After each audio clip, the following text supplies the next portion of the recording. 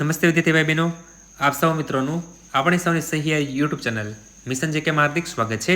તો વિદ્યાર્થી ભાઈ બહેનો, સ્ક્રીન પર જે રીતના જોઈ રહ્યા છો, પોલીસ ભરતીને લઈને એક મહત્વની અપડેટ। વિદ્યાર્થી ભાઈ બહેનો, પોલીસ ભરતીના નવા ચેરમેન કોણ બનશે? તો વિદ્યાર્થી ભાઈ બહેનો, ચેરમેનને લઈને એક મોટી અપડેટ આવી ચૂકેલી છે। જ્યારથી હસમુખભાઈ પટેલ સરે રાજીનામું આપ્યું છે ત્યારથી વિદ્યાર્થી ભાઈ બહેનો, પોલીસ ભરતીની શારીરિક કસોટી પણ હજુ લેવાઈ નથી। તેને લઈને વિદ્યાર્થી ભાઈ બહેનો ઘણા સમયથી આ પ્રશ્ન મૂંઝવી રહ્યો છે કે પોલીસ ભરતીના નવા ચેરમેનની ક્યારે નિમણૂક થશે અને નવા ચેરમેન કોણ હશે। તો વિદ્યાર્થી ભાઈ બહેનો, આપની અપડેટની જે એક મહત્વની અપડેટ આવી રહી છે કે પોલીસ ભરતીના નવા ચેરમેન કોણ બની શકે છે।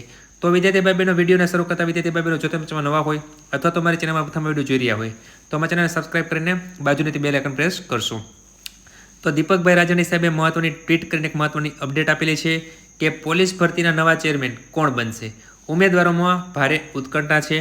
નીરજા ગોટરો, ગગનદીપ ગંભીર અને વંબાંગ જમીરના નામ ચાલી રહ્યા છે। ચિંતન શિબિર પછી રાજ્ય સરકાર લઈ શકે છે નિર્ણય।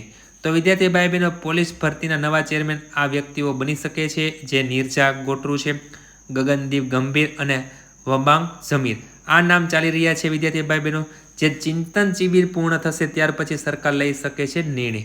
તો આ રીતના દીપકભાઈ રાજાણી સાહેબ એક મહત્વની અપડેટ, એક મહત્વની ટ્વીટ કરીને અપડેટ આપેલી છે। તો જો વિદ્યાર્થી ભાઈ બહેનો તમને આ વિડીયો પસંદ આવ્યો હોય તો લાઇક કરજો અને તમારા મિત્રોમાં આ વિડીયો શેર કરજો। ધન્યવાદ।